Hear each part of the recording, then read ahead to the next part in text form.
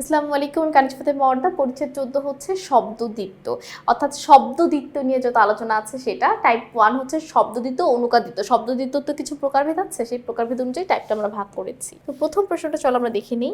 প্রথম প্রশ্নটা দেখো, বোর্ড প্রশ্ন পেয়ে গিয়েছি। অভিন্ন বা সামান্য পরিবর্তিত হয়ে দুইবার ব্যবহার হওয়া শব্দকে কি বলে? শব্দদ্বিত্ব বলে। শব্দদ্বিত্ব কত প্রকার? আমরা জানি শব্দদ্বিত্ব হচ্ছে 3 প্রকার। পরপর প্রয়োগ হওয়া কাছাকাছি চেহারার শব্দকে কি বলে?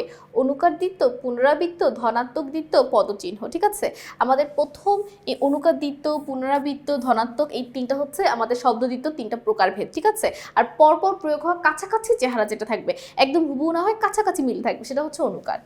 কোন ধরনের দ্বিত্বে বিভক্তি যুক্ত হতে দেখা যায়?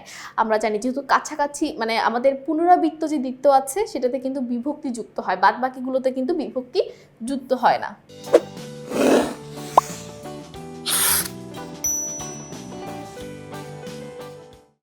বিভক্তিযুক্ত শব্দদ্বিত্ব কোনটি? দেখো, দেখি বুঝার কথা।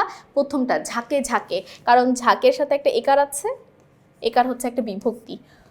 পরপর প্রয়োগ হওয়া কাছাকাছি চেহারার শব্দকে কি বলে? আমরা জানি অনুকার দ্বিত্ব বলে। কোনটি অনুকার দ্বিত্ব? ঝিকিমিকি, মারামারি, ছটফট, চাল চলন। উত্তরটা হচ্ছে ঝিকিমিকি।